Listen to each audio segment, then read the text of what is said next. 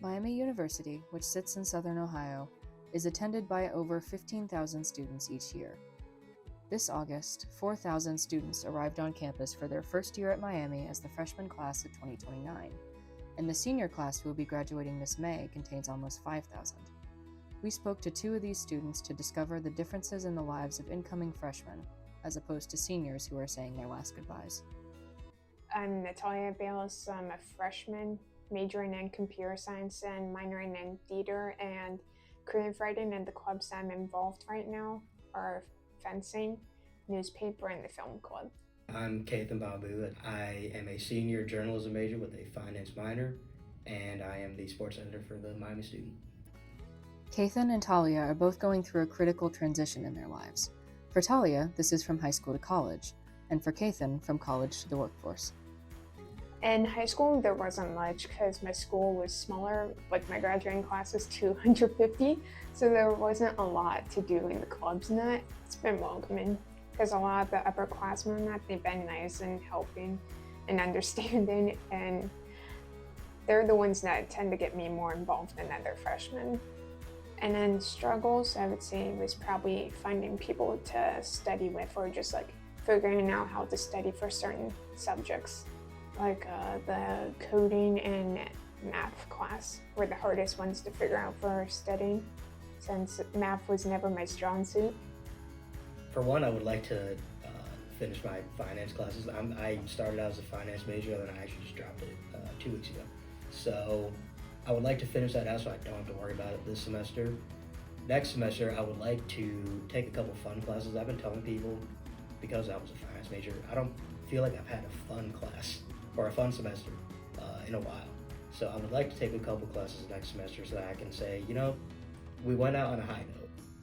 Dropping that finance major, giant weight off my shoulder that I've been carrying for 3 years. So that's been going well.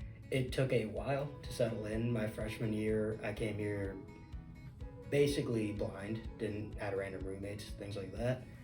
And I almost transferred out because it just didn't go well. But I think sophomore year, once I started to put myself a little more out there, I joined probably 5 new clubs. I got more involved with the newspaper. I started taking more opportunities to be outside of my dorm, whether that's just at the library, at Armstrong, studying, something like that.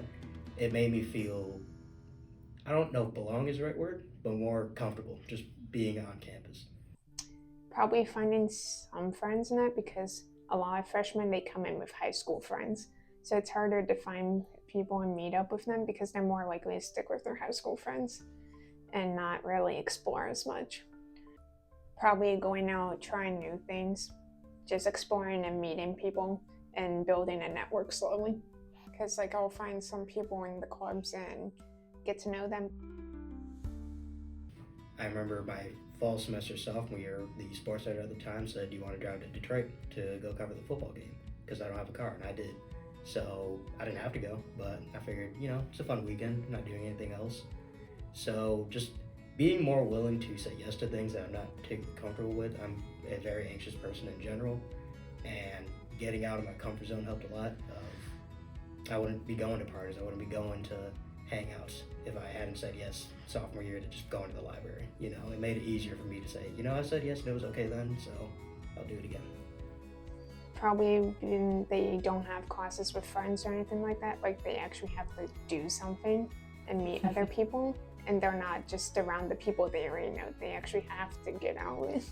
Mm-hmm. It's not typically picked, but it's more forced on them because they don't have the choice.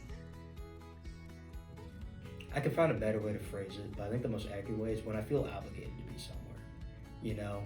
Not necessarily that I want to be somewhere. I think a good example, I signed up for a debate club because I was like, I have a free Wednesday night, what am I doing, And it got to a point where we were partnered up and you have to debate each person. So I almost felt obligated, like, what's my debate partner gonna do? Real answer is he's gonna find someone else to debate, and there's plenty of people in the club, but it's almost an underlying mentality of, not that I'm expected to be there, but if I am there, then I can at least provide something, or I can be helpful in some way. I knew Kathan when I moved up into the editorial staff. I knew who he was, but we didn't actually get to know each other until this past summer. I think the part of the reason I didn't know him super well when I moved up was because he was very quiet.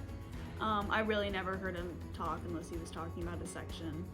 And I started to notice him come out of the shell more after our internships, but that's also when I started becoming friends with him. I definitely think he has. To help Talia and Kathan navigate these unique transition periods in their lives, we had them meet up to discuss how they were feeling. I would say I've been trying to focus on just meeting people, getting to know people, and just kind of letting it go from there. And I think, it's important to not force it and just kind of focus on what you want to do, because you'll find people with the same interest or like clubs and that. You can't force growing a network. You can't force meeting people. You can't force making friends. That has to come naturally.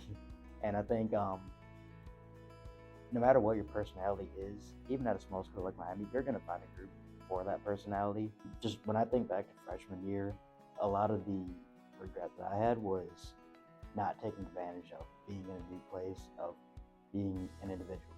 There are things that you never thought about back home that you're interested in now. Do it here. Kind of a bit of that honorable, because I kind of like the transitions sometimes, because it's a challenging time for me, because I like the challenges. I'm not afraid of it. I guess embrace the unexpected. Like embrace the change and like basically do the best we can, even if you're not sure, because it's your life, you gotta try it.